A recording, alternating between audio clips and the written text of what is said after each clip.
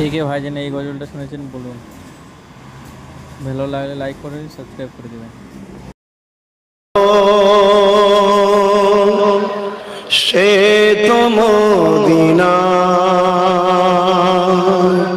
বলো না সুবহানাল্লাহ। তোমরা কার কার মদিনাওয়ালার পাগল? কে কে আছো মদিনাওয়ালার পাগল? মাশাআল্লাহ মাশাআল্লাহ। শুধু বলো আমি যারি প্রেমের পাগল,